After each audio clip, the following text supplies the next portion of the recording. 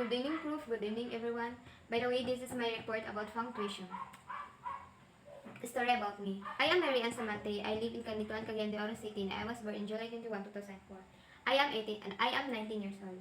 And I also like dancing when I am free. My quote for today is, "The future belongs to those who believe in the beauty of their dreams." Objective of punctuation. Make reading and writing easier. To understand how punctuation helps making sentence easier to read. Period. A period of a full stop is a punctuation mark in English that expresses the end of a sentence and sometimes abbreviations. Example, the president is a woman. She is an economist. Question mark. The question mark is a punctuation mark that indicates a question or interrogative clauses or phrase in many languages. Example, have you met her, or where is she? A comma. You need a comma before or when it connects to independent clauses. These are clauses that stand alone as full sentences because each contains its own subject and verb. Example, the granted needs books, magazine, journals, and newspaper. You can read a book, watch television, or to go to bed. Do not use a comma before and if only two items are mentioned. Example, he granted the students and the teachers their request. The request includes proper scheduling and a convenience room assignment. Do not use a comma before the first item in a series or after the last. Example, other criteria to consider include the style, mechanics, and correct grammar. You can add chocolate chips, raisin, or nuts to the cookies batter. Parentheses. Parentheses are used to enclose additional non-essential information to clarify, explain, or add a side note in a sentence. Example, she is coming to our house after work around 6 o'clock. I am going to visit my grandma, my dad's mom, today. Apostrophe. Apostrophe is a figure of speech that is used to address someone who is absent or already dead. It can also be used to address an abstract quality or idea, and even a non-living subject. Example, the school seal has been erased. The seal of the school has been erased. Do not use apostrophe with the pronouns his, hers, its, ours, yours, or theirs.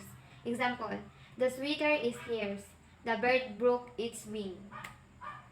Semicolon. Use semicolon to join two clauses closely related complete to not connected by a conjunctions such as and but or for or no.